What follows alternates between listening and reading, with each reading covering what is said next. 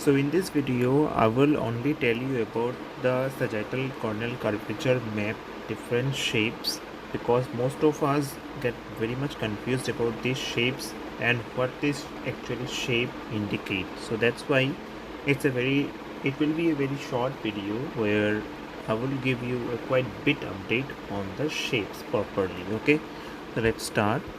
So before going to this flowchart, I would like to show you the previous flowchart that I already discussed. That is this one where the sagittal corneal curvature shape. This is the round oval, superior steepening, inferior steepening. This is irregular in case of corneal scar type of patients. Now this is symmetrical bow tie. Symmetrical bow tie with skewed radial axis, asymmetrical bow tie with inferior steepening, asymmetrical bow tie with superior steepening. Here asymmetrical bow tie, inferior steepening with skewed radial axis, butterfly, clap claw and vertical D pattern. Okay, so these are those shapes that I already discussed with you all, right?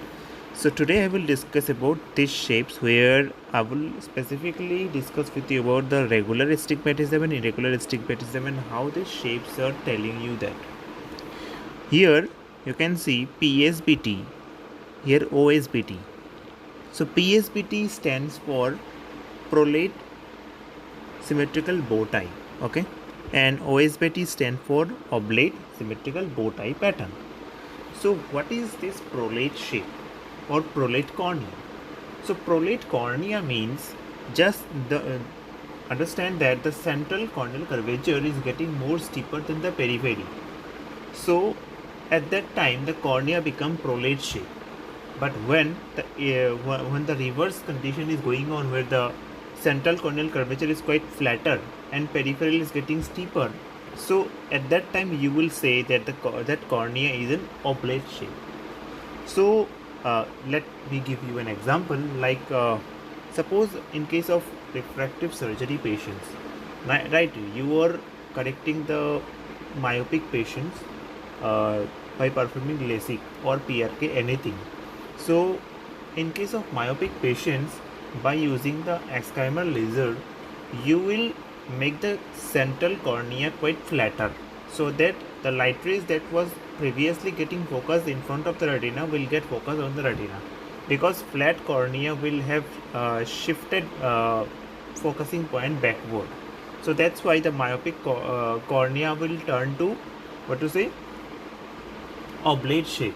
But in case of hypermetropic patients, when you are correcting the hypermetropia by using laser procedure, then you are making the central cornea quite steeper, so that the light rays that was previously getting focused behind the retina will now get focused in front of the retina, because the flat cornea will have reduced refractive power and the steep cornea will have more increased refractive power, right? So that's the concept. So that's why if you are performing post LASIK patients, or you are doing LASIK workup patients, and after that for that reason you are performing Pentacam to the patient, do remember this thing, that in case of myopic patients you should not make the patient cornea flatter more than what to say 34. Like it should not be more flat than 34 diopter.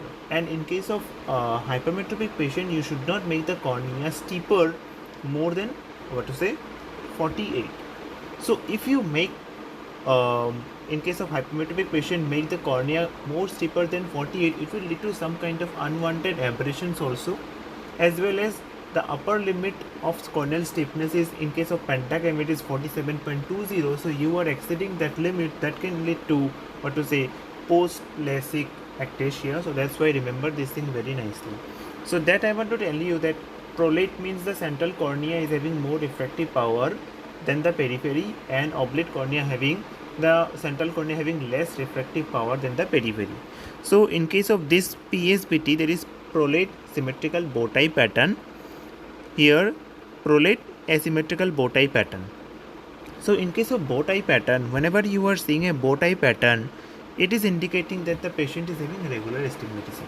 Okay, so here power here this axis is quite steeper, and you can see the two meridian here. This meridian and this meridian is at 90 degree to each other. So that is the regular astigmatism.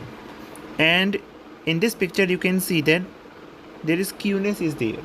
So if this skewness is more than 20 degree, then you can't consider that this eye is having regular astigmatism. It will be an irregular astigmatism. Okay, but if you see that the skewness is less than 20 degree, then you can say that yes, the patient is having regular astigmatism. Okay, so remember this thing very nicely. So bow tie pattern can be in two ways, like symmetrical or asymmetrical. So it is also one kind of regular astigmatism. So here prolate symmetrical bow tie pattern. So here you can see the centrally the cornea is having more steeper than the peripheral parts, right? So that is why it is a prolate symmetrical bow tie pattern. So prolate asymmetrical bow tie pattern where the centrally it is getting more steeper, so the centrally corneal refractive power is more than the periphery, so it is also prolate shape. But here you can see oval shape. So normally you see this type of round or oval or superior steepening or inferior steepening. So this type of patients you will see it can be mostly seen in ectatic conditions, right?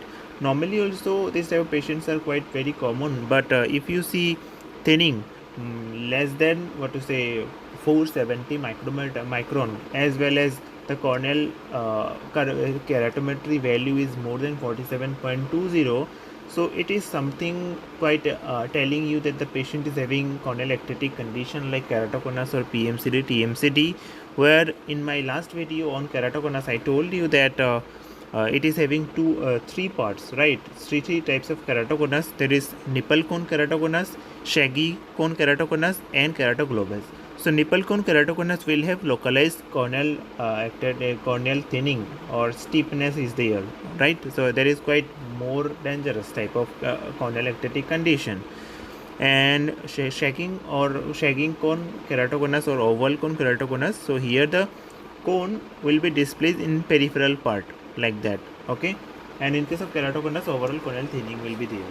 So another reason that you send the patient for Pentacam is in case of contact lens wearing patient, to decide which type of contact lens that you want to try to the patient depending on the patient thinning. So that's why whenever in case of refractive correction, if you find that the patient is having higher amount of cylindrical power, then do prefer to send the patient for Pentacam and A-scan, so that who knows that the patient may have corneal ectatic condition, so that's why he is having higher refractive power for astigmatism. So that's why definitely do prefer to send the patient for Pentacam. And another thing, like here you can see PI, so it is indicating prolate irregular because the skewness is more than 20 degrees, so this is why it is prolate irregular. Now this is the mixed, where you can see flattening as well as steepening, both is there, so that's why it is called mixed. And here triple or horseshoe, this type of shapes are mostly seen in post PK patients. And here this is also mixed one, and SF means steep flat. Okay, and so and LS means localized steepness is there. Unclassed here, this is because of the corneal opacification or scar. Here oblate irregular, where the periphery is getting more steeper than the central portion, and the skewness is more than 20 degrees, so that is why it is called as oblate irregular. Okay, so this is how you will understand that, or this is how you will tell that sagittal corneal curvature may having this shape and whether it is normal or abnormal. So normally this type of butterfly, clap claw and vertical D type of pattern it's not common for keratoconus patient. It is mostly seen in